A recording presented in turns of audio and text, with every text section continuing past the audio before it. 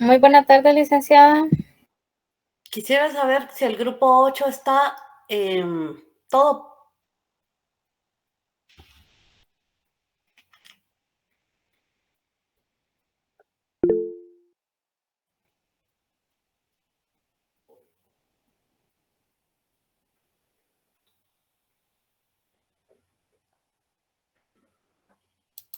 Bueno, voy a pasar listado del grupo número 8 primero. Edgar Haroldo Torres Soto.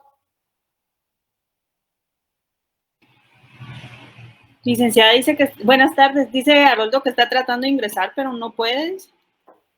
Que cambie de cuenta, dígale.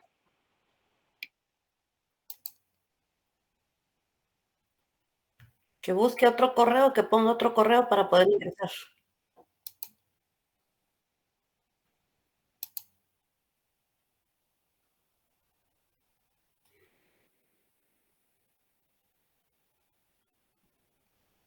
Nancy Julián Lechuga.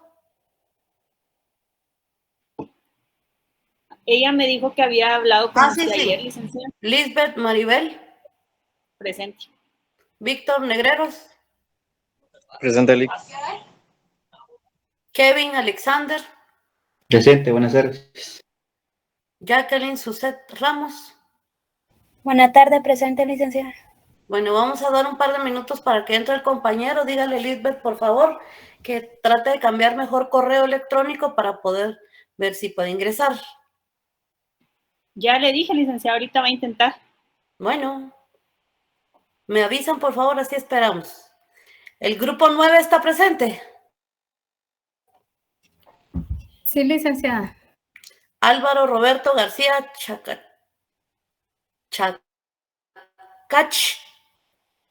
Jennifer, está Álvaro. Licenciada, yo creo que él no va a presentarse porque no tuvimos alguna respuesta de él. Ok.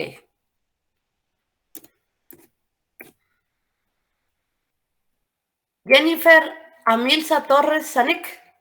Presente, Lic.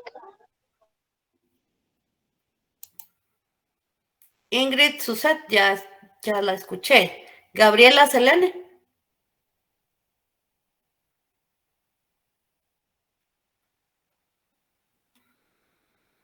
Gabriela Selene Hernández, ¿está?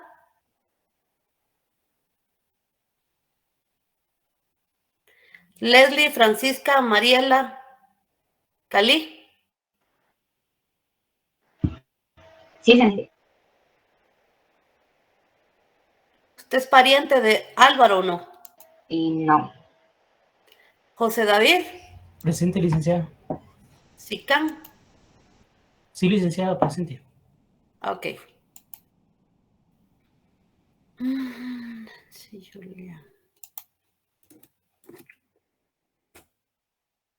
Bueno, el compañerito ya estará presente. Edgar Haroldo. Todavía no ha ingresado, ¿verdad? Creo que ha de ser el internet que tiene malo él. ¿Sí me escuchan? Sí, licenciada, sí se le escucha. Ok. Por favor, el grupo que vaya a exponer, todos tienen que estar con su cámara encendida.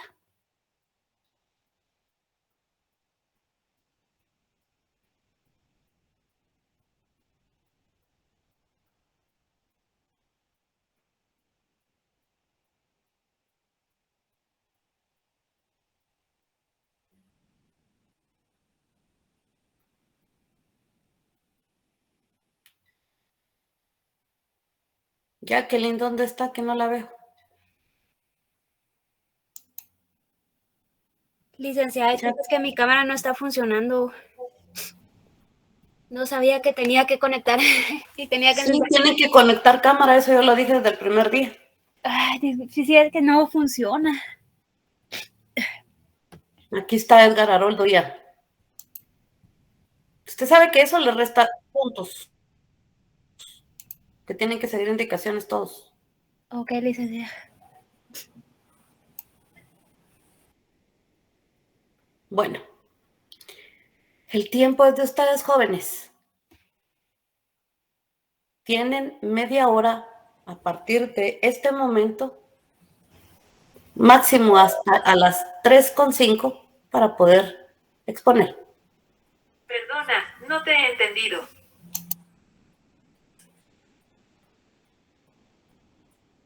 Buenas tardes, licenciada. Yo inicio. Solo se me permite que voy a proyectar. Sí puede hacerlo, hay libertad. Sí. Permítanme, por favor, es que como que se actualizó el Meet y me está dando otras opciones que conocí.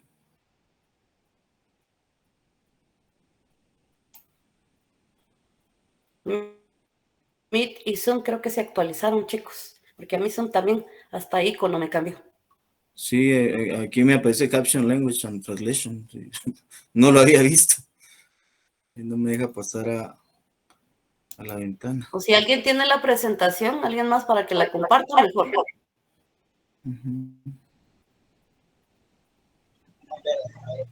Déjeme ver si la puedo compartir yo, pero... ¿Y usted dónde anda, Víctor? Me mandaron fuera de la ciudad por trabajo. Entonces aquí estoy.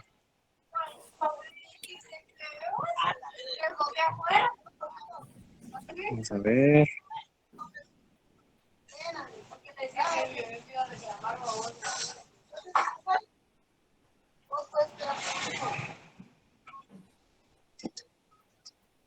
Sí, Ingrid, Lisbeth, bueno, los que van a exponer sobre todo.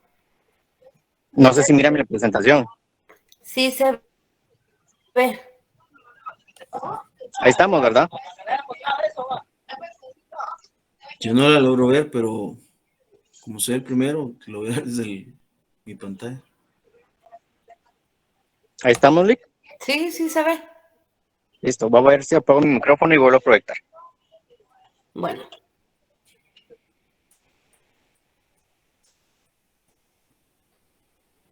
Solo antes, si no me ven conectada con la cámara, es porque no me deja abrir cámara cuando estoy proyectando aquí en el teléfono. Bueno.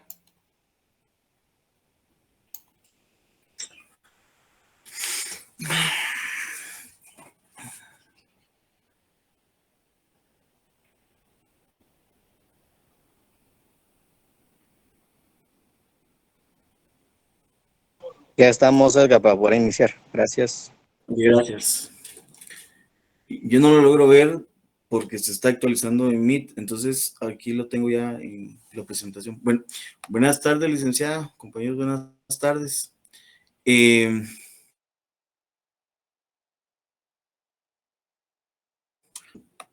tema nuestro es el proceso contencioso administrativo.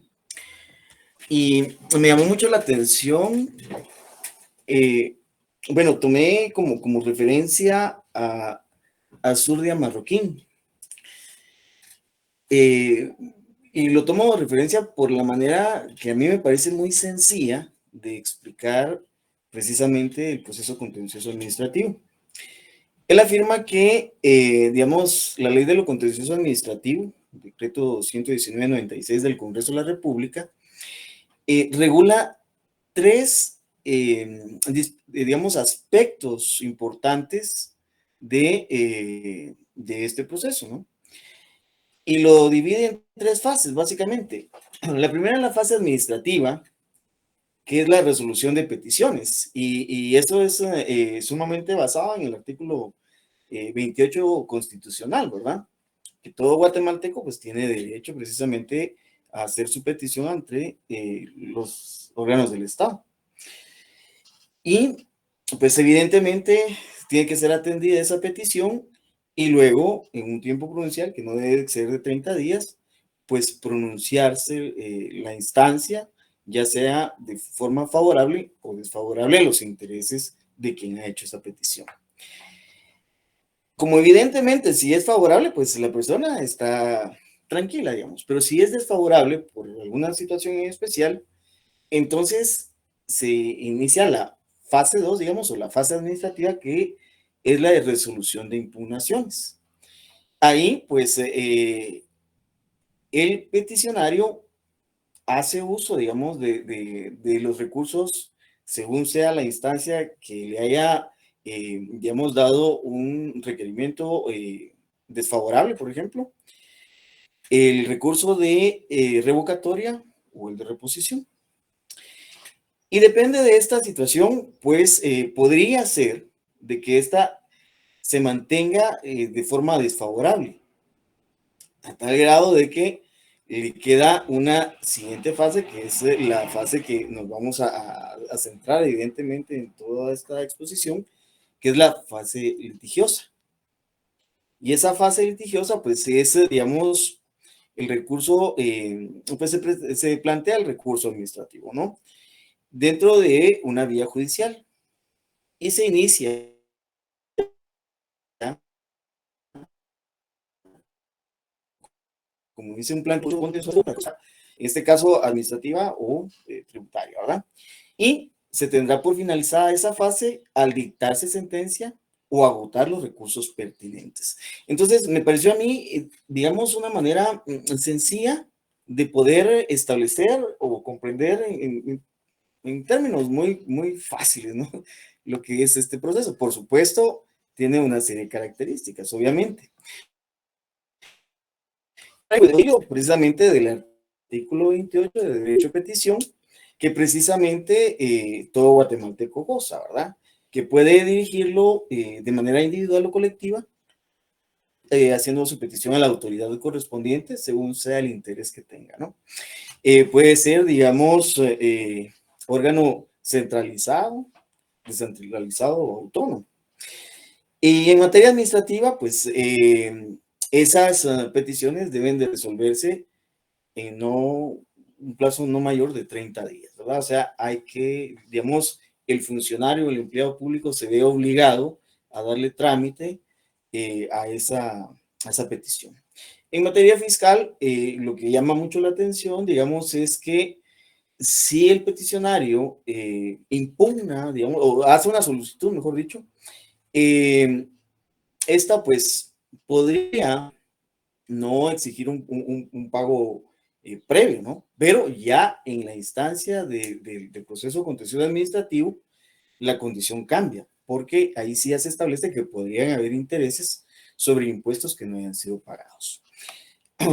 Para continuar con esto, pues el artículo 7 de la ley de lo contencioso administrativo, pues habla sobre el recurso de revocatoria, ¿no? Y ese pues procede evidentemente en contra de resoluciones dictadas por una autoridad administrativa que tenga un superior jerárquico. Y puede ser obviamente el superior jerárquico dentro del ministerio en el cual se está planteando el recurso, o una entidad descentralizada o autónoma, como ya había advertido previamente, ¿verdad? Para poder interponer este recurso, pues son 5 días después de la notificación de la resolución, y se hace la salvedad de se atiende a la distancia, ¿no? Entonces, este es un memorial que se dirige al organismo administrativo que pues hubiera sido, digamos, impugnado, ¿verdad? La otra situación está el artículo 9 del recurso de reposición. Y pues, es un recurso en el cual se va hacia la instancia superior, o sea, hacia la autoridad administrativa superior, puede ser individual o colegiada, ¿no? Recordarán ustedes cuando la licenciada hablaba, por ejemplo, del código municipal, ¿no? Y cómo decía cómo se podía, por ejemplo, presentar un recurso de reposición si era al alcalde del consejo municipal, por decirles algo. Entonces, en ese sentido, pues se puede interponer ese recurso dentro de los 5 días siguientes a la notificación. O sea, ese tiempo, digamos, es clave, evidentemente, para que tenga validez el recurso. Y, pues, obviamente, se pone directamente ante la autoridad recurrida. Y hay que hacer la salvedad que este recurso, pues, no cabe, digamos, contra las resoluciones que pueda dictar el presidente o el vicepresidente de la República, ni contra las resoluciones dictadas en recursos revocatorios. O sea, es una condición sumamente importante que hay que tomar en cuenta. Y para dejar, digamos, como el preámbulo de lo que es precisamente lo que los demás compañeros van a exponer, pues tomaría referencia al artículo 221 constitucional, que habla precisamente del Tribunal de lo Contencioso Administrativo. Y este tribunal, pues, dentro de sus atribuciones está la de conocer cualquier contienda, digamos, por actos o resoluciones de la administración de las entidades descentralizadas y autónomas del Estado, pero también hace la salvedad de los casos de controversia derivadas de contratos, concesiones administrativas. Para ocurrir a este tribunal, pues no es necesario ningún pago o caución, ¿verdad? La ley, sin embargo, y era lo que yo les comentaba al principio, sí puede establecer determinadas situaciones en las que cuando se recurre a esta instancia, se tenga que pagar intereses a la tasa dispuesta, ¿no? Sobre impuestos que por esta situación que se está discutiendo e impugnando, tenga una demora para el fisco. Y entonces, pues, habrá que asumir esa instancia económica, ¿no? Pecuniaria. Entonces, contra las resoluciones y autos que pongan fin al proceso, pues, se puede interponer el recurso de casación como la última opción al respecto. Y dejo la palabra a mi compañero. Buenas tardes, licenciada. Buenas tardes, compañeros. Mi exposición se basa sobre los procesos de trabajo colectivos. La clasificación de los conflictos colectivos se divide en dos: conflictos colectivos de tipo jurídico o de derecho. Estos implican un interés, un grupo, y se constituyen sobre el incumplimiento de los instrumentos de la normación colectiva, tales como contratos colectivos, convenios colectivos de condiciones de trabajo, pactos colectivos de condiciones de trabajo y la sentencia arbitral y los reglamentos interiores de trabajo. También se divide en conflictos colectivos de carácter económico-social. Estos conflictos se accionan para demandar para que se mejoren las condiciones de prestación del trabajo, que implican mejoras salariales y las demás materias que pueden ser objeto de esta clase de conflictos. En pocas palabras, se dirige a obtener conquistas laborales o, superar las ya logradas. Siguiente diapositiva, por favor. Los procedimientos extrajudiciales para la solución de conflictos colectivos de carácter económico-social. Este se divide en dos vías, que es la vía del arreglo directo y la vía directa. El arreglo directo es la instancia extrajudicial en la cual patronos y trabajadores entre sí o con acompañamiento de amigables componedores resuelven controversias de tipo doméstico, no susceptibles de provocar huelga o paro y que se materializan en un convenio. La vía directa. La vía directa es la instancia extrajudicial que se impulsa, previo a plantear el conflicto colectivo de carácter económico-social, la cual deben agotar patronos y trabajadores sindicalizados, quienes deben hacer llegar por medio de la autoridad administrativa el proyecto de pacto colectivo de condiciones de trabajo para su discusión, negociación y aprobación. El arreglo directo se compone de los siguientes elementos: instancia extrajudicial, intervienen solo patrones y trabajadores con la participación de terceros denominados amigables componedores. Los problemas son de tipo doméstico, no son susceptibles de provocar huelga o paro, se materializan en un convenio. Características de los comités ad hoc. Son permanentes mientras dura la controversia. Es una organización transitoria. Las quejas las pueden presentar en forma oral o por escrito. Obligación al formarse los comités. La Inspección General de Trabajo debe ser informada de la constitución del comité. Y regulación legal del arreglo directo. El arreglo directo se encuentra regulado en los artículos 374, 75 y 76 del Código de Trabajo.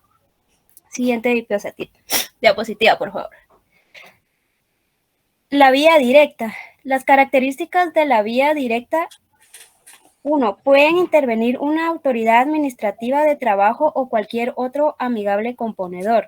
2. La ley determina que el plazo para agotar la vía directa es de 30 días. 3. El plazo empieza a correr a partir de la presentación de la solicitud. 4. Al no arribar a un acuerdo sobre las estipulaciones, cualquiera puede dar por agotada la vía directa para acudir a plantear el conflicto colectivo de carácter económico-social ante los tribunales de trabajo y previsión social. Regulación legal de la vía directa. Artículo 378, segundo párrafo del Código de Trabajo, regula que cuando se trate de discusión de un pacto colectivo se hará llegar el pliego respectivo a la otra parte para su discusión en la vía directa, conforme a lo que dispone el artículo 51 del Código de Trabajo. Finalidad de la vía directa.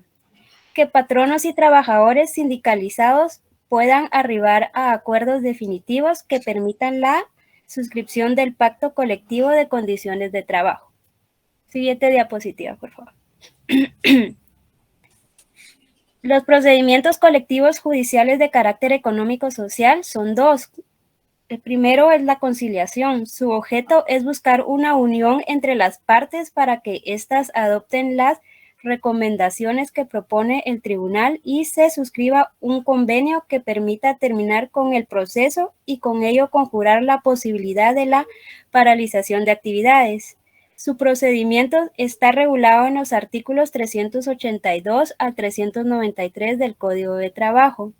Y el arbitraje, que es el sistema de carácter eventual por el cual las partes someten el conflicto colectivo a un tribunal arbitral u obligatoriamente en los casos contemplados en la legislación. Su finalidad es mantener un equilibrio entre los diversos factores de la producción, ordenando los derechos del capital y del trabajo. El trámite del proceso de arbitraje. 1. Disposiciones comunes regulado en los artículos 409 al 413 del Código de Trabajo. Y 2. Si es potestativo o voluntario, debe remitirse por escrito al respectivo juez por sus partes. Muchas gracias.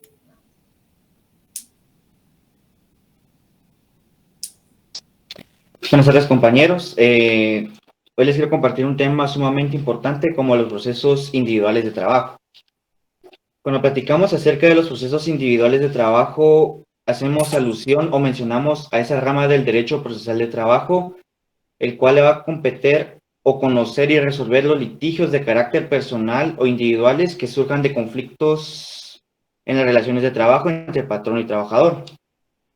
Nosotros, para poder disipar o poder resolver dichos asuntos, es necesario ventilarlos en un juicio ordinario laboral. Como vemos en la presentación, el juicio ordinario laboral se regula en el título 11 entre los artículos 321 al 373 del Código de Trabajo. Y hay algo bien interesante, que si nosotros como trabajadores se nos ha vulnerado un derecho por parte del patrono, ya sea que reclamemos un despido indirecto o reclamemos el pago de prestaciones o pidamos un reclamo de indemnización por incumplimiento de medidas de seguridad e higiene, entre otras pretensiones más que se regula en el Código de Trabajo, podemos utilizar el juicio ordinario laboral para poder resolver esos conflictos. Cabe mencionar que el juicio ordinario laboral se caracteriza porque este juicio va a declarar derechos que han sido vulnerados. Pero hay algo que me llama la atención.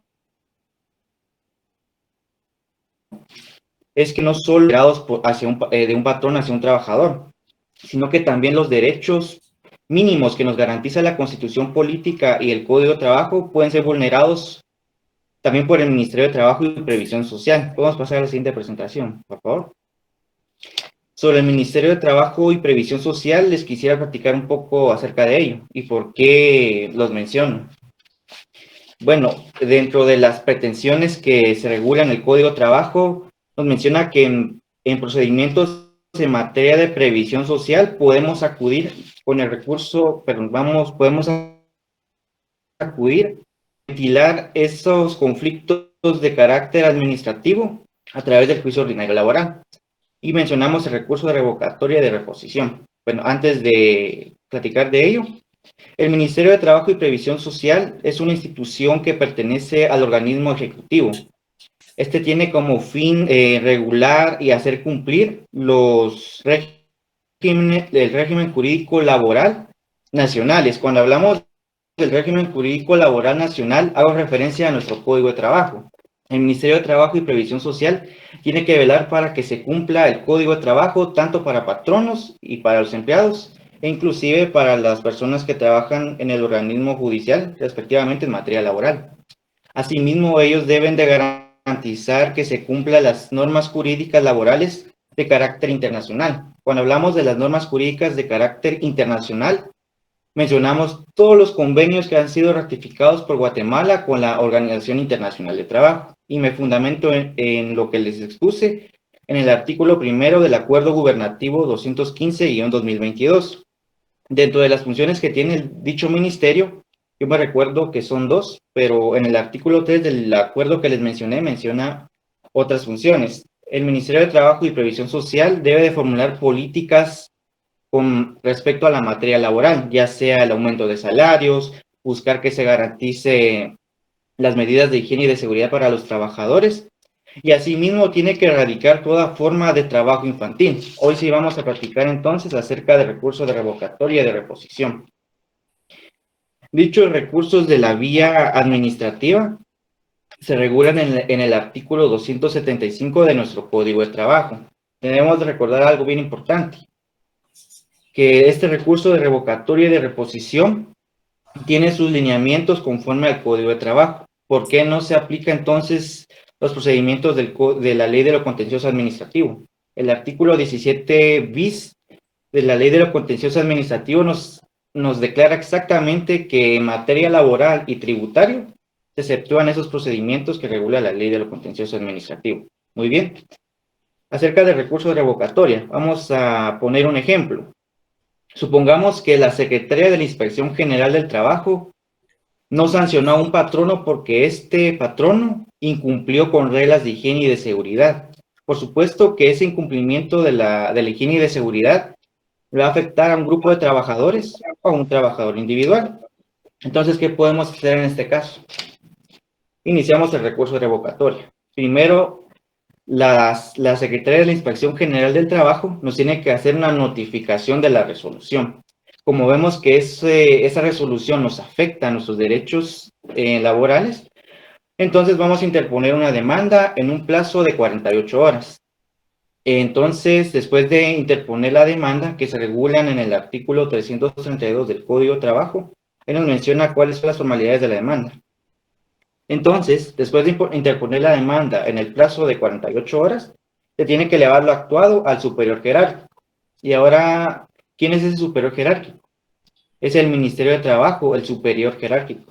Entonces, cabe mencionar algo bien importante. Si no se hace la elevación respectiva de las actuaciones al superior jerárquico, podemos iniciar el proceso constitucional de amparo. Pero supongamos que sí se elevó las actuaciones. Entonces, el Ministerio de Trabajo y Previsión Social debe de resolver en 8 días. ¿Qué tiene que tener esa resolución? ¿O qué puede dictar esa resolución? Ya sea revocar la resolución, aprobarla o modificarla. Dependiendo de la resolución que hagan, si vulnera los derechos esa resolución del superior jerárquico, podemos iniciar el proceso contencioso administrativo.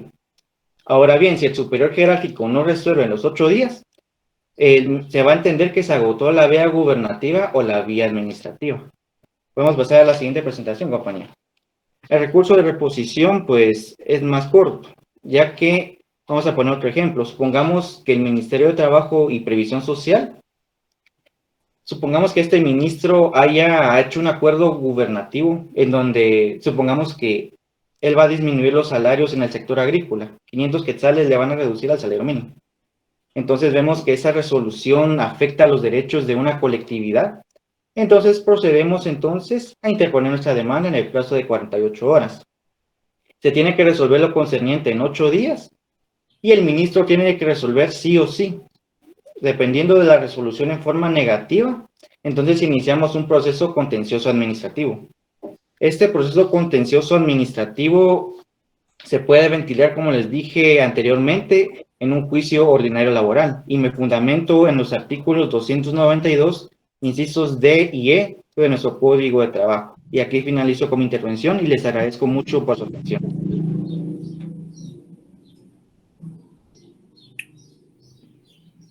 Buenas tardes, compañeros. A mí me toca hablar sobre el juicio económico coactivo. El autor Mario Calderón lo define como un medio por el cual el Estado cobra los adeudos que los particulares tienen con este, lo que debe ser líquidos, exigibles, de plazo vencido y preestablecido legalmente a favor de la administración pública. La definición legal la podemos encontrar en el artículo 171 del Código Tributario, la cual es el procedimiento económico coactivo, es un medio por el cual se cobra en forma ejecutiva los adeudos tributarios. El objeto. Para algunos autores, el objeto del cobro coactivo es la obtención del gasto público para que el Estado pueda satisfacer sus necesidades y, por ende, su existencia. Su naturaleza es netamente pública, debido a que antes de iniciar este proceso se debe de cumplir con ciertas fases administrativas que son realizadas por la autoridad competente, que sirven de base para la formación de un título ejecutivo. Las características del juicio económico coactivo las podemos encontrar en el artículo 171 del Código Tributario, las cuales son brevedad, característica que se le atribuye a un proceso rápido, basado en normas sencillas, sin trámites que alarguen el proceso, basado en un procedimiento antiformalista que agilice la resolución.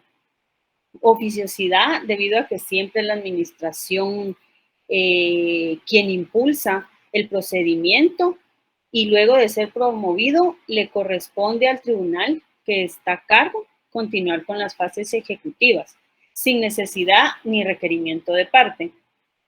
La especialidad se refiere a que se enfoca únicamente en una sola materia, que es la tributaria. La jurisdicción y competencia.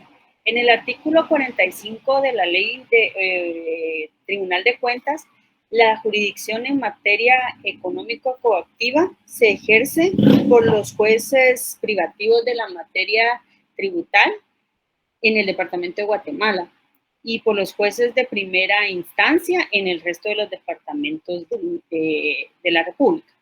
En el artículo 46 del Tribunal de Cuentas, las autoridades en materia de cuentas también pueden encomendar determinadas diligencias a jueces del orden común, conforme lo disponen en la ley del organismo judicial.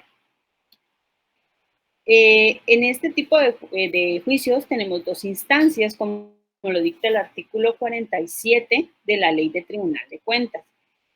Habrán dos instancias. La primera es ejercida por los jueces, obviamente, de primer grado. La segunda se ejerce por el tribunal nombrado conforme a lo dispuesto en el artículo 208 de la Constitución Política de la República.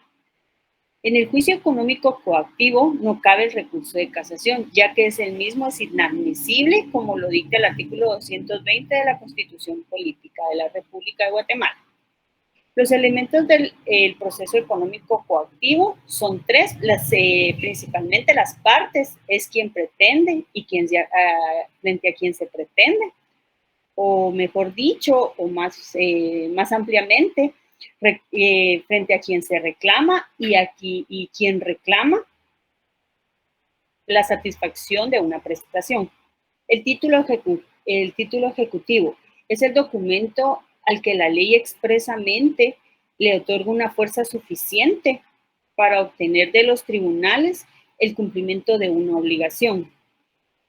En el artículo 172 del Código Tributario podemos encontrar los títulos ejecutivos que nuestra legislación reconoce, y en el artículo 173 encontramos los requisitos que estos deben de cumplir para constituir un título ejecutivo.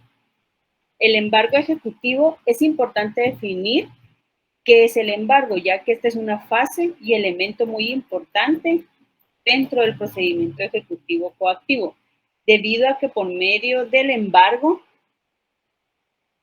se asegura el pago de la obligación pecuniaria, ya sea mediante el embargo de dinero o bienes que tenga el deudor en su patrimonio. Nuestra legislación regula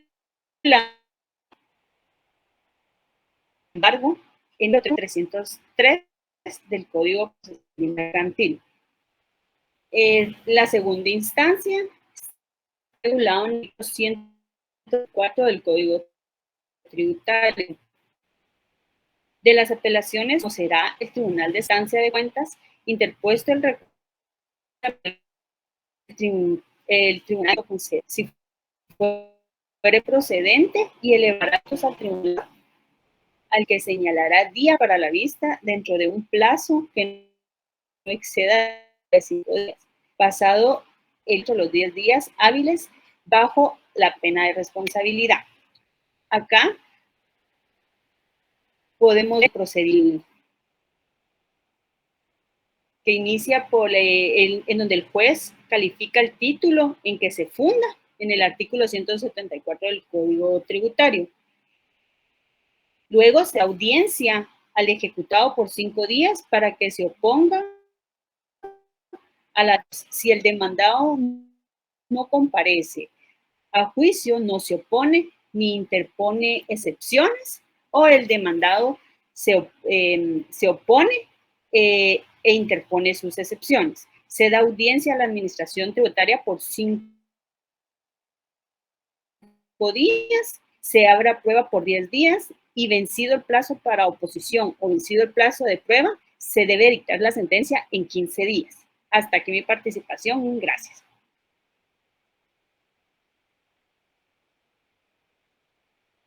Gracias. Ahora voy a sentar yo mi micrófono por acá y vamos a volver a proyectar la presentación. Solo para antes confirmar si me pueden escuchar bien, muy agradecido. Se escucha, compañero. Sí se escucha. Listo, gracias. Bueno, buenas tardes a cada uno de ustedes. Gracias por estar acá con nosotros. Nosotros somos el grupo 8, su servidor Víctor Negreros. Pues vamos a hablar brevemente sobre lo que trata el juicio de cuentas, ¿no? Y a la larga, si lo vamos a tomar literalmente, pues hablamos de cuentas, de moneda, del establecimiento de una fiscalización, si lo vamos a ver en esa parte, ¿no? Y el juicio, pues ahí estamos hablando de una litis, sin embargo, para aclarar distintas resoluciones. Uy, me quitaron la imagen de acá, pero tenemos que establecer acá rápidamente de que aquí tenemos que tener palabras clave para el juicio de cuentas, que es patrimonio, instituciones y fiscalización. ¿A qué me refiero con esto? El juicio de cuentas, pues de eso se trata, el establecer una manera definitiva de fiscalizar aquellas instituciones en las cuales pues tienen pérdidas y que a la larga pues se sujeta a un pago de restituciones en caso de responsabilidad civil, las sanciones aplicadas por la ley en temas de imposición.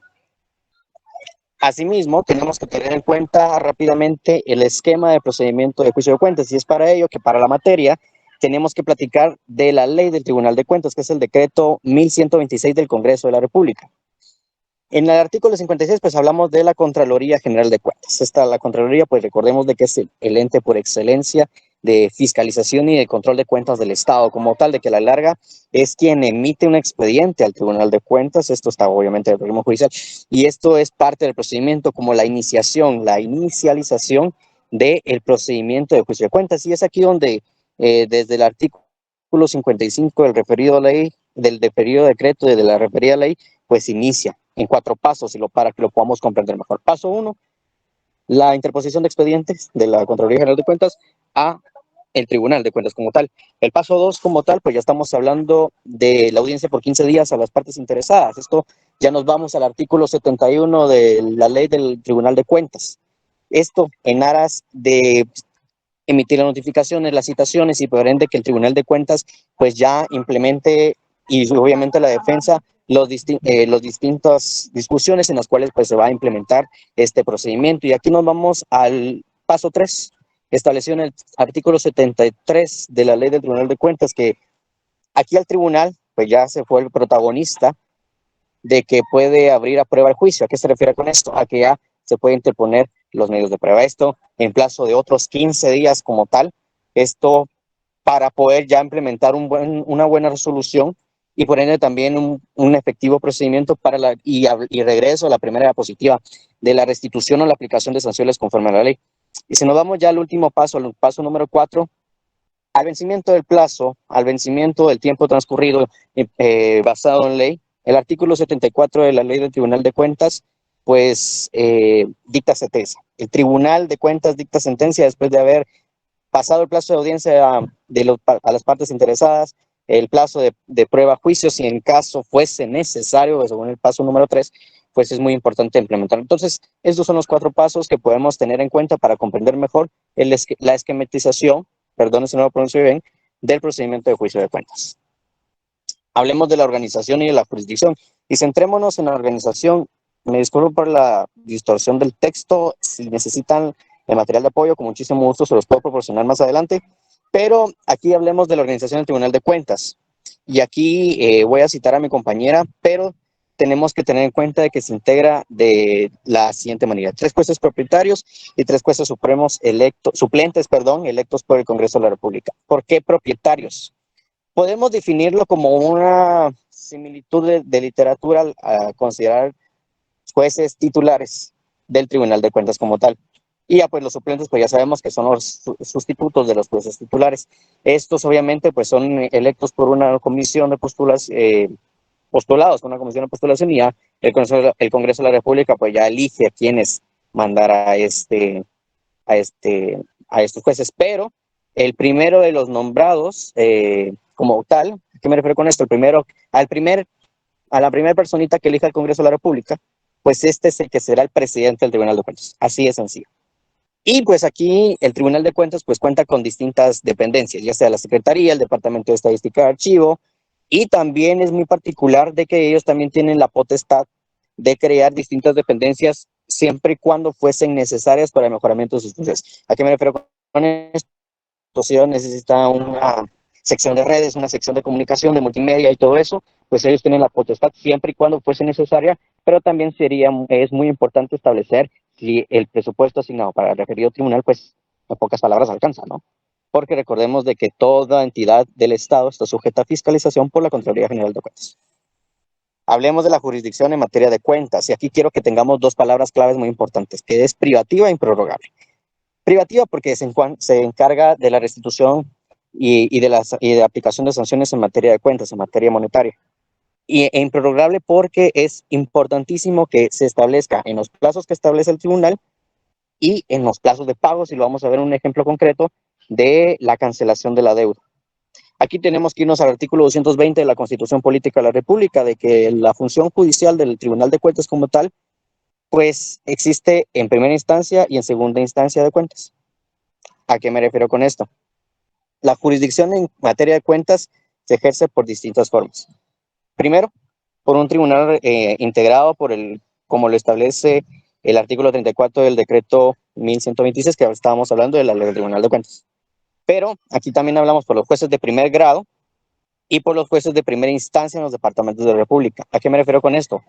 3 elementos importantes para ejercer la jurisdicción en materia de cuentas: el tribunal integrado por los jueces titulares y los suplentes que hablamos de electos por el Congreso de la República, los jueces de primer grado, jueces de paz, y los jueces de primera instancia. Pero, ¿qué tengo que ser yo para ser juez?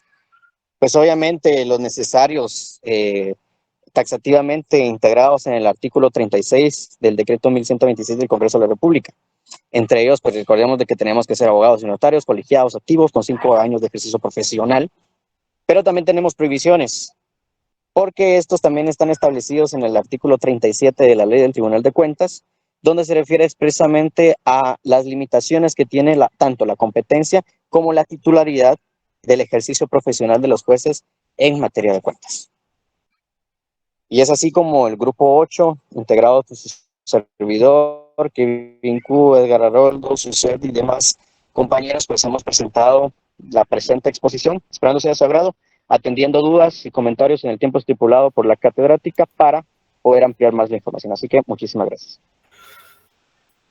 Gracias a ustedes, Víctor. Por favor, puede dejar de compartir la pantalla. Jóvenes, quiero aclararles que la calificación, si la presentación en sí es en grupo, la calificación de cada uno es individual. Quiero que les quede por sabido y entendido eso, que aquí lo que cuenta es lo que ustedes hacen durante la presentación. Cada uno va a tener una nota, independientemente de lo que el otro compañero diga. ¿Estamos? El grupo siguiente, por favor, Suset. Con gusto, licenciada. Ahorita vamos a comenzar a presentar.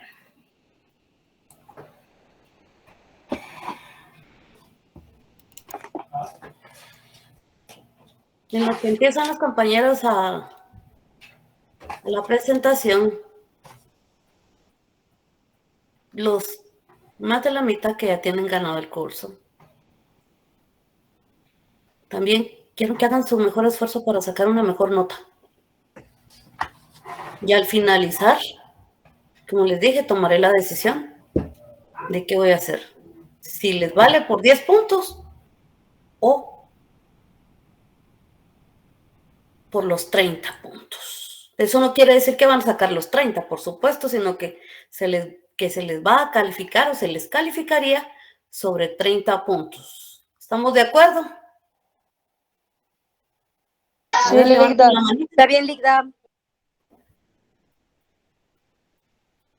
Quien esté de acuerdo me levanta la manita, por favor.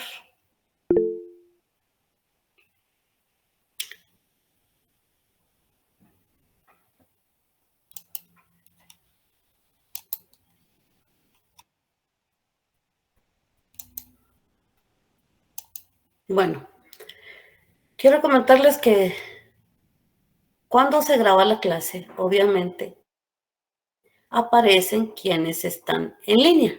Y entonces, también tomaré en cuenta quienes están presentes y quienes no. Así que, por favor, Freddy, le voy a escribir en privado. Gracias. ¿Pueden iniciar, por favor? Bueno, voy a tomar el listado de una vez. Si estaban solo Jennifer, no, Álvaro Roberto García Cachac, era el único que no estaba, ¿verdad? Entonces, Jennifer, Ingrid Suset, Gabriela Selene, Leslie Francisca Mariela y José David Sicán son los que van a exponer ahorita. Por favor, el tiempo es de ustedes, jóvenes. Bueno, muy buenas tardes, compañeros y licenciada. Nosotros somos el grupo número 9 y vamos a exponer respecto a lo que nos tocó en el trabajo que la licenciada asignó. Creo que cada uno de los grupos ha ido exponiendo algo relativo a lo que es el proceso contencioso administrativo. Nosotros también tenemos esa parte inicial y además de eso, pues se hará el análisis de cómo se desarrolla este proceso dentro de estas instituciones que aparecen en la pantalla. Yo voy a iniciar dando una breve introducción o plasmando ese panorama entero de lo que es el proceso administrativo para llegar a ese proceso contencioso administrativo y lo que se desarrolla dentro del mismo. Creo que es muy importante ese proceso administrativo, de lo cual deviene que luego se vaya a desarrollar lo que es el proceso contencioso administrativo. Inicialmente, pues en la ley de lo contencioso administrativo podemos ver lo que refiere respecto a lo que es este proceso administrativo, el cual se hace ante alguna institución respecto de alguna resolución que hayan dictado y que nosotros queremos proponer o pensamos que no es la adecuada para nuestro interés. El artículo 1 de esta ley menciona que esta solicitud se hace ante ese dicho órgano administrativo en un plazo de 30 días, como lo refiere el primer párrafo de este artículo, en el cual indica que las peticiones que se dirijan a funcionarios o empleados de la administración pública deberán ser resueltas y notificadas dentro del plazo de 30 días, contados a partir de la fecha en que haya concluido el procedimiento administrativo. Este párrafo de este artículo es muy importante, pues marca este plazo que se va a ver como un plazo muy importante y determinante a lo largo de todo el proceso administrativo, por lo que también desde aquí podemos referir ya al otro artículo que hace que indica lo que es el silencio administrativo, el cual es el artículo 16 de esta misma ley. Pero siguiendo aquí la secuencia de lo que presentamos en pantalla de cuáles son los pasos de ese procedimiento administrativo, podemos ver que luego de haber hecho esta solicitud ante el órgano, entonces se genera lo que es ahí mismo en el artículo 1, indica que el órgano administrativo, al recibir la petición, le va a dar trámite y señala las diligencias que se deben de hacer, las cuales son esas providencias de trámite.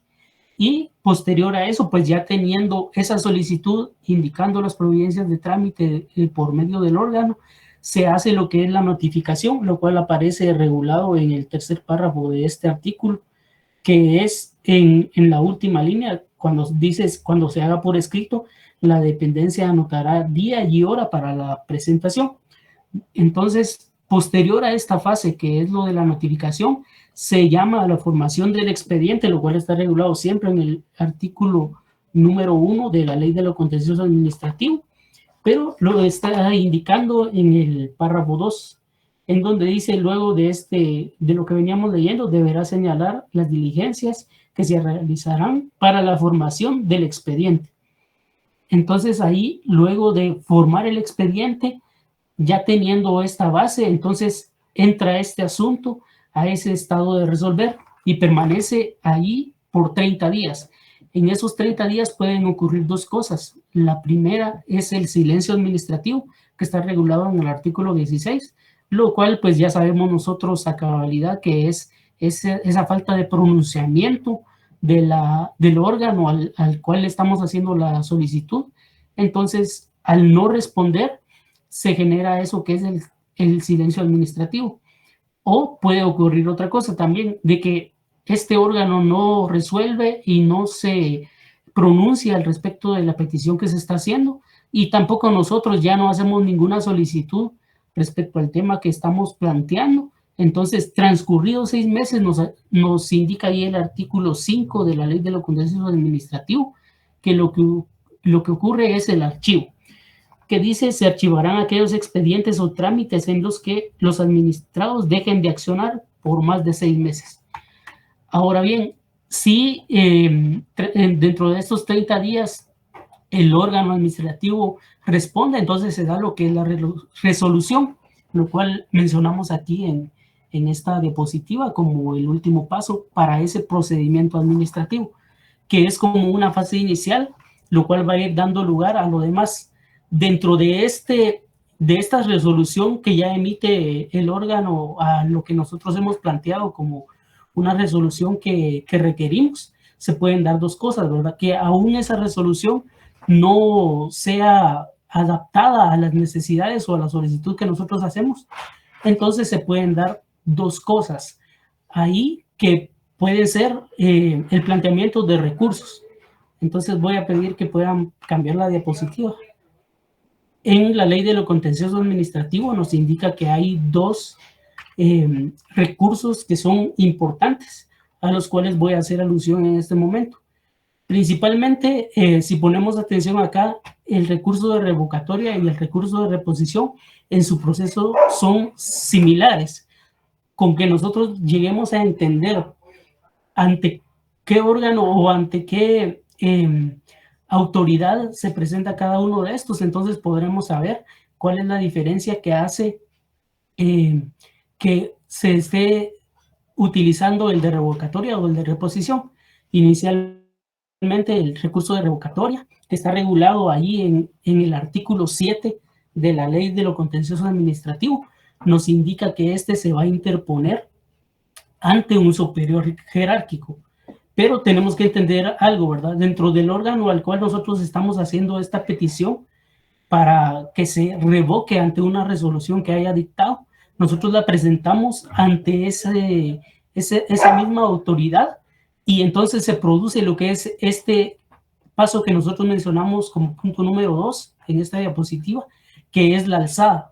Esto se refiere, según lo que se menciona en el artículo 8 de la Ley de lo Contencioso Administrativo, que esta autoridad que emitió la resolución lo sube este informe circunstanciado hacia el superior jerárquico para que éste conozca respecto a la petición que se está haciendo y lo que se está revocando en esa resolución que ellos emitieron.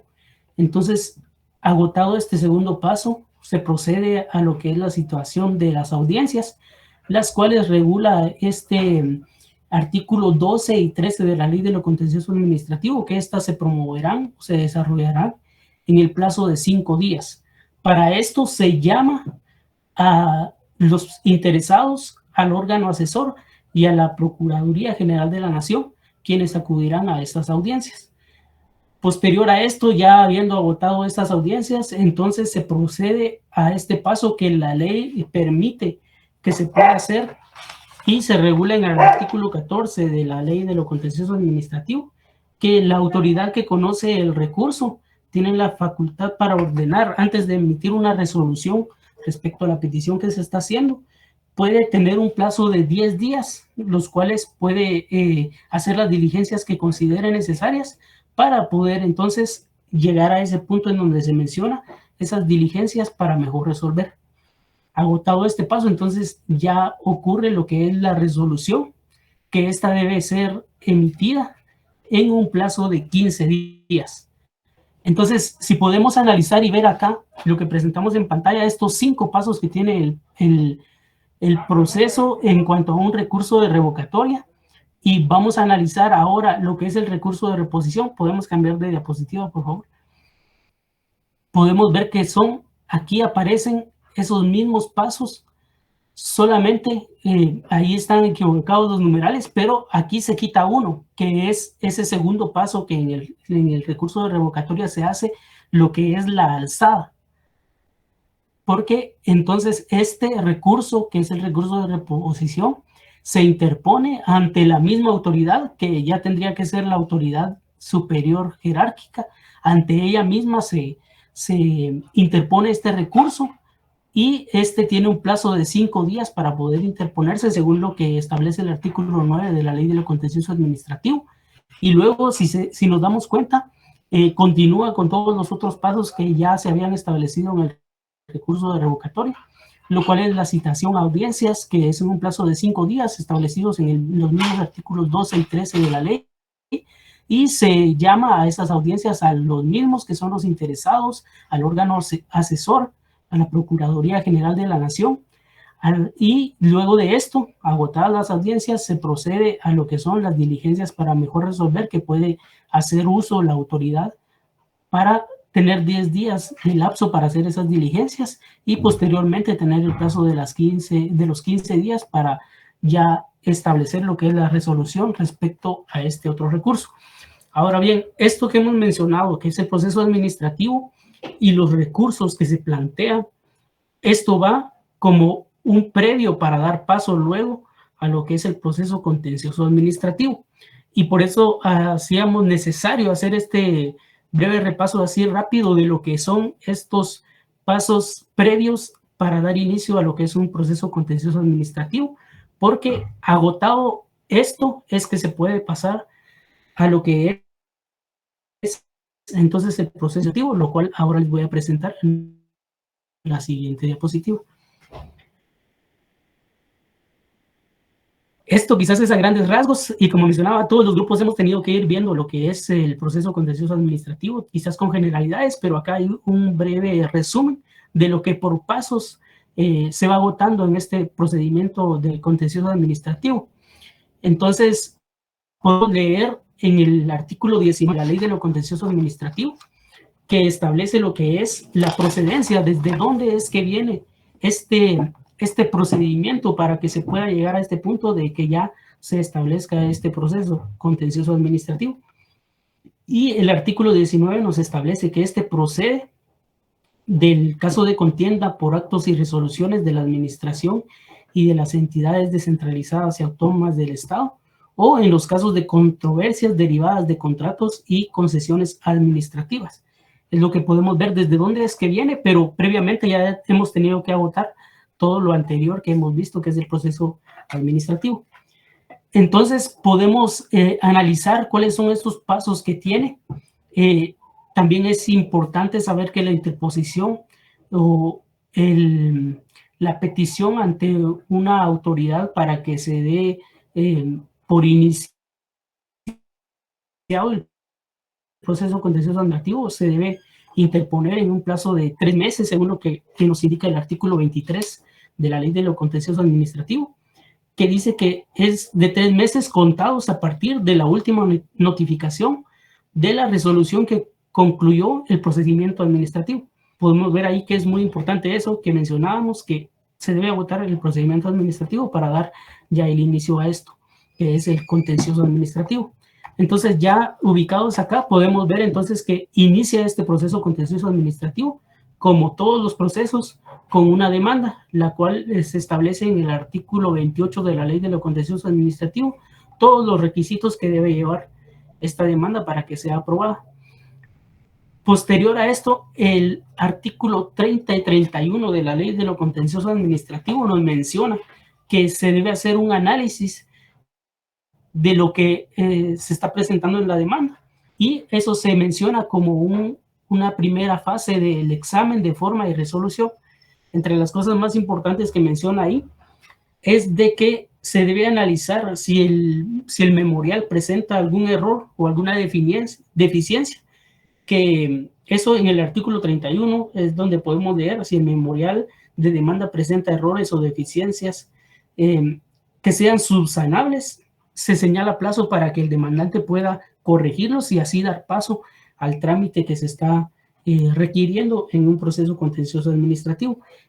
Cuando se menciona aquí ese examen de forma y resolución, entonces hace referencia a eso, ver qué errores tiene, y si no tiene errores, pues entonces se continúa con lo que es el procedimiento administrativo. Pasando al paso número 3, que es la solución de antecedentes. Para esto tenemos un plazo de 5 días. Esto lo encontramos regulado en el artículo 32 de lo que es esta solicitud de antecedentes, que dice que ya habiendo agotado ese examen de la forma de la demanda que se está teniendo, entonces el tribunal pide los antecedentes de todo ese proceso administrativo que se ha agotado previamente, se los requiere al órgano del cual viene ese proceso para entonces ellos poder analizarlos.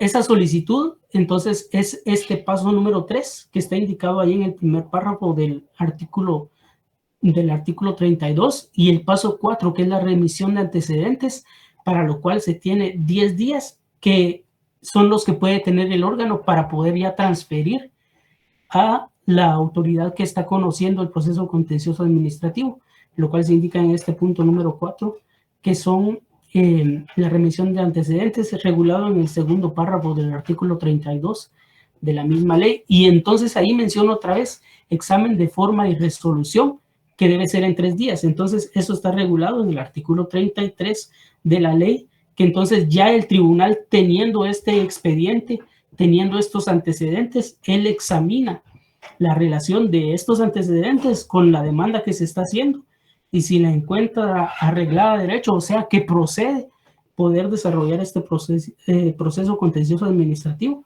entonces ya ahí continúa con lo que es el mismo.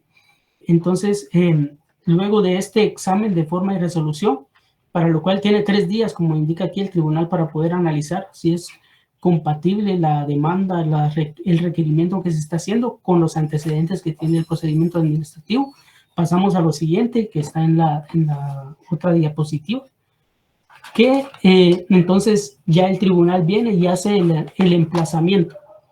Este emplazamiento está regulado en el artículo 35 de la misma ley, y nos indica ahí que va a emplazar al órgano administrativo o institución descentralizada que se está demandando, a la PGN y a las personas que comparezcan con interés.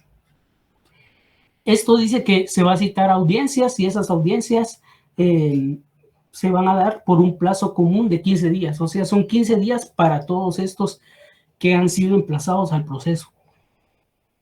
Luego de esto, entonces continúa con lo que es las excepciones previas, que se pueden interponer en un plazo de 5 días. Las excepciones previas están reguladas en el artículo 36, ahí menciona cada una de las cuales se pueden interponer. Luego también se menciona que agotado esto, que son las excepciones previas con los 5 días, se abre a lo que puede ser las actitudes del demandado en esa contestación de la demanda regulada en el artículo 38, que puede tener también un plazo de 5 días para la contestación de la demanda. Y también menciona ahí algo que es muy importante, que es, como sabemos nosotros bien, a la contestación de una demanda en cualquier proceso puede contestarse de forma negativa o positiva, y se puede incluso allanar también a las peticiones que se están haciendo, y ahí continúa el proceso. Luego de lo que son las actitudes del demandado en esa contestación de la demanda, que tiene plazo de 5 días, se abre lo que es el periodo de prueba, lo cual se regula en el artículo 41 de esta misma ley de lo contencioso administrativo, que establece un plazo de 30 días para esta apertura a prueba, dentro de la cual se promueve todo lo que tiene las partes para presentar y dar la solución a lo que se está planteando en el proceso contencioso administrativo. Luego de ese periodo de prueba, que son 30 días, según lo que establece este artículo, entonces continúa el proceso y se abre la vista, que es por 15 días.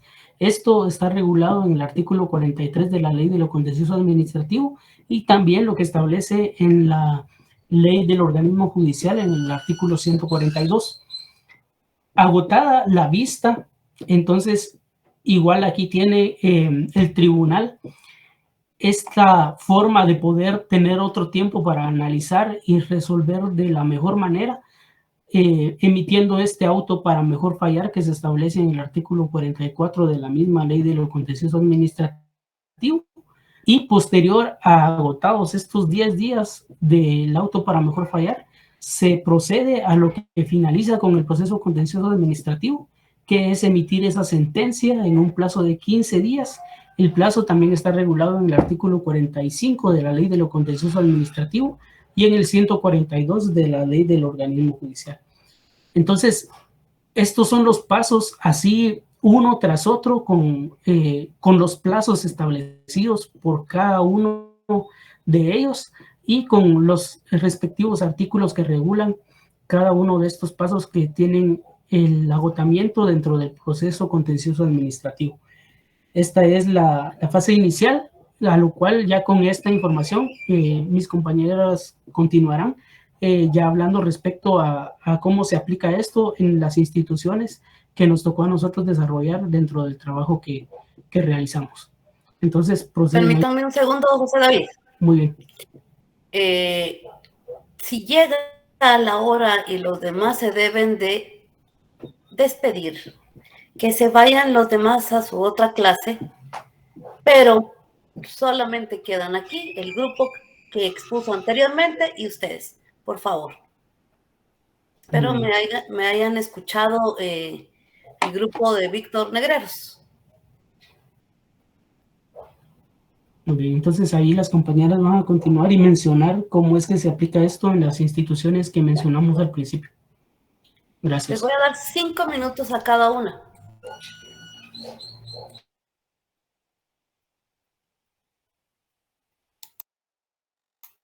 Continúen, por favor. Ya, muy buenas tardes, compañeros y licenciada. Voy a hablar muy rápido y brevemente de la Ley Orgánica de la Universidad de San Carlos de Guatemala, decreto 325.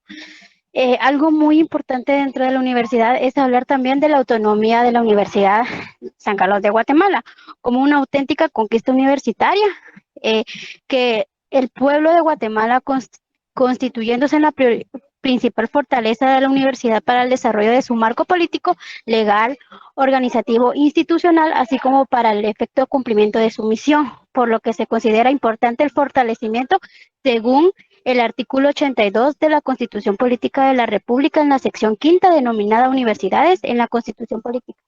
También es importante hablar también sobre el rol que asume la Universidad de San Carlos de Guatemala en el desarrollo educativo, cultural, social del país. Históricamente, que ha asumido para poder brindarle educación pública y gratuita a cada universitario que pasa por las aulas de nuestra gran universidad, ¿verdad? ¿Cómo se rige? Por su ley orgánica y por sus estatutos y reglamentos que ella misma ha emitido, debiendo observarse en la conformación de los órganos de dirección el principio de representación de sus catedráticos titulares, sus graduandos y sus estudiantes. De acuerdo a los recursos que se deben de seguir, se encuentran dentro del reglamento de apelaciones que está en el artículo 1, que son impugnables ante el Consejo Superior Universitario mediante la interposición de recurso de apelación. Las resoluciones que tengan carácter de definitivas dictadas por el rector, las juntas directivas de las facultades, jefes de los institutos, consejos directivos o regionales dentro de los centros universitarios, las comisiones, consejos directivos de las escuelas, consejo académico de la Escuela del Trabajo. También, ¿verdad? También en el artículo número 2, también habla sobre la parte interesada en interpondrá la apelación por escrito ante las autoridades que haya dictado la resolución. También en el artículo 3 hace la mención que otorga el recurso, otorgando el recurso se enviarán los antecedentes al Consejo Superior Universitario con informe circunstanciado. El artículo número 4 dice, recibidos los antecedentes, el rector deberá dar audiencia por 3 días al recurrente para que se exprese agravios y las autoridades contra las cuales recurre para que exponga y que se considere lo convenciente. También en el artículo 5 se solicitará la recepción de pruebas. Al rector se señalará un tiempo prudencial que no podrá excederse de 10 días. El artículo 6, evacuada la audiencia o transcurrido el término para hacerlo o bien agravio del término por la recepción de las pruebas, el rector previo dictamen de acuerdo al el departamento jurídico. También en el artículo 5, el Consejo para fundamentar su resolución podrá disponer que se recabe mayor información. En el artículo 8, el Consejo de Resolver puede confirmar, revocar o modificar la resolución impugnada. Y en el artículo 9 hace la notificación, la resolución del Consejo, el recurrente y o la autoridad contra la que se ha recurrido. También así podemos hablar de la ley orgánica del IC, que está en la siguiente diapositiva. La institución autónoma del derecho es una institución autónoma de derecho público de personería jurídica propia. Me dicen si me paso de los 5 minutos para no tomarles el tiempo a mis compañeras. Disculpen. En plena capacidad para adquirir derechos y contraer obligaciones, cuya finalidad es aplicar en beneficio del pueblo de Guatemala un régimen nacional unitario y obligatorio de la seguridad social de conformidad con el sistema de protección mínima. La Constitución Política de la República de Guatemala, promulgada el 31 de mayo de 1985, en el artículo 100, Seguridad Social, el Estado reconoce y garantiza el derecho a la seguridad social para beneficio de los habitantes de la nación. La siguiente diapositiva. Contra las resoluciones dictadas por el Instituto caben los recursos de revocatoria y de reposición, conforme lo establecido en la Ley del Contencioso Administrativo. Encontrándose firma la resolución, se emitirá la certificación de gerencia correspondiente al efecto de iniciar el proceso judicial.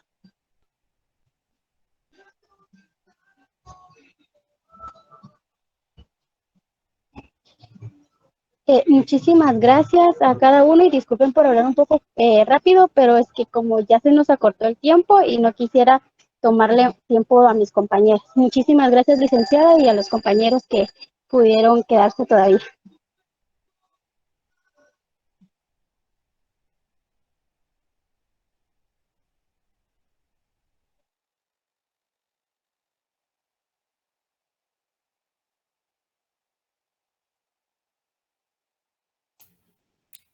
Compañeritos, quisiera saber si los demás van a hablar.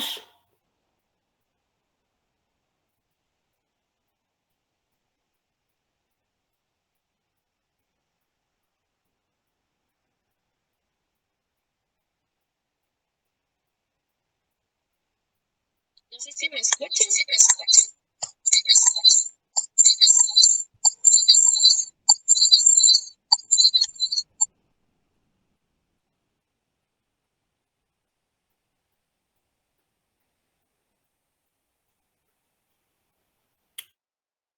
¿Quién va a continuar, perdón? No sé si me escuchan. Un poquito. Sí, le toca a nuestra compañera Gaby, pero ella nos comentaba que tuvo problemas de conexión.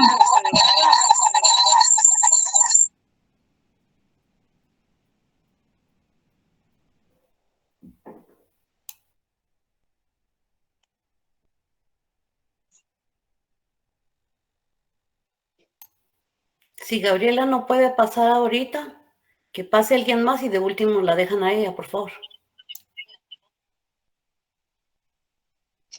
No sé si ya me escuchan. Sí. Ok, gracias. Bueno, pues a mí me tocó hablar de la ley orgánica del INDE y del INGUAT.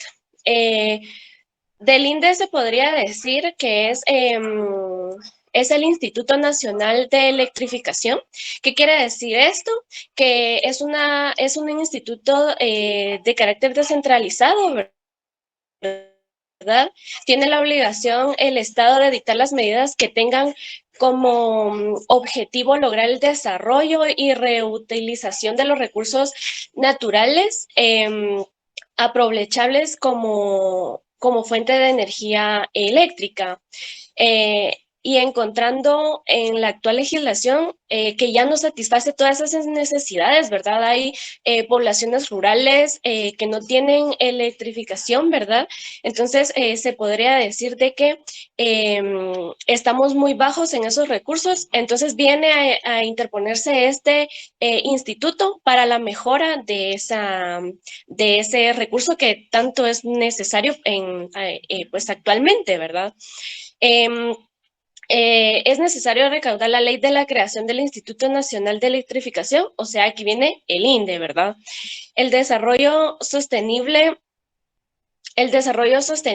requiere el uso integral de los recursos naturales, para el cual es indispensable la formulación de leyes y normas que permitan una pronta y eficacia interconexión de los sistemas eléctricos de todas las regiones, ¿verdad?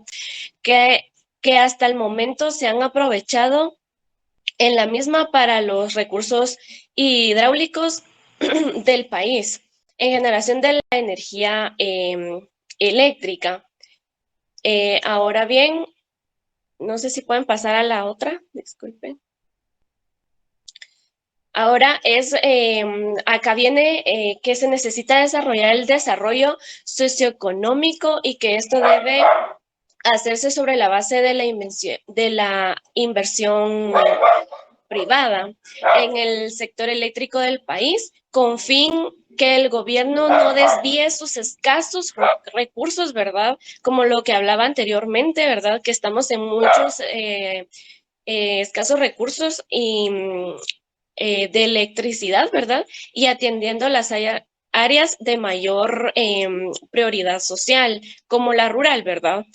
La salud, la educación, la seguridad y la justicia también, que es muy importante, ¿verdad?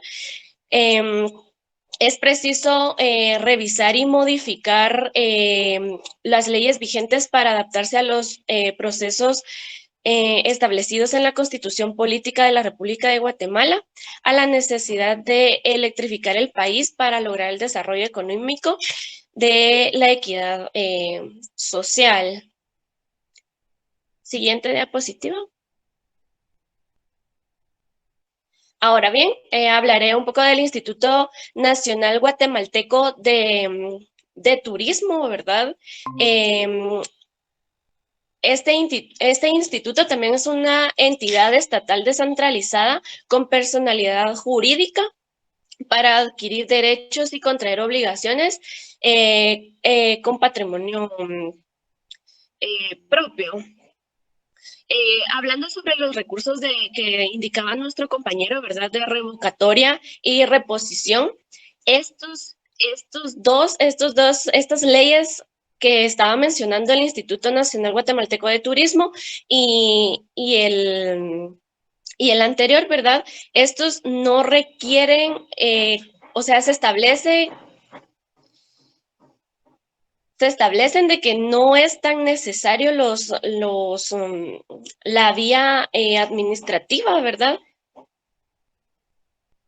Permítanme.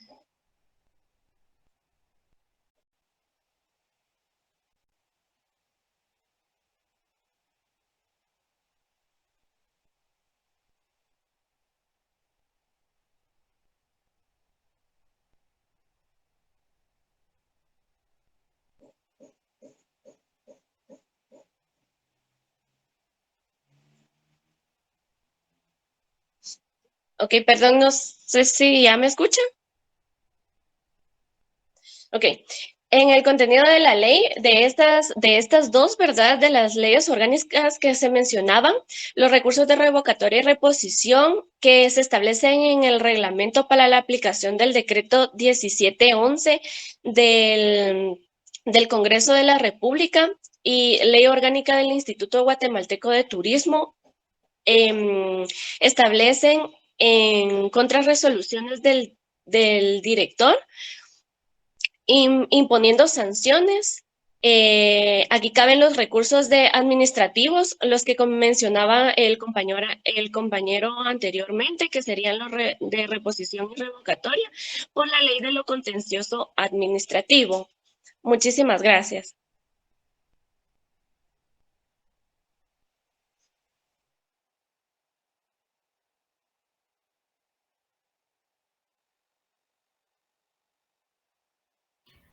Muy buenas tardes. Yo les voy a hablar un poco sobre la ley orgánica de INDECA, que está que es el decreto número 101-70. INDECA es una entidad estatal descentralizada y autónoma. Los objetivos fundamentales de INDECA en el momento de su creación fue comprobar, vender, transportar, almacenar, conservar y procesar los productos agrícolas. En sí, esta institución se creó para el apoyo de los agricultores, para poder estabilizar precios, ver el abastecimiento, poder almacenar el excedente y que Guatemala no tuviera el problema de que hubiera una escasez. También prestaba servicio de báscula, limpieza, secamiento y conservación de productos agrícolas a pequeños y medianos agricultores, dependiendo de la capacidad que tuviera en el momento que fuera requerido. Mediante el acuerdo gubernativo número 190-97, vigente a partir del 3 de marzo de 1997, el Instituto Nacional de Comercialización Agrícola, INDECA, se hizo responsable del manejo de la ayuda alimentaria recibida por el Programa Mundial de Alimentos, que actualmente es su única función.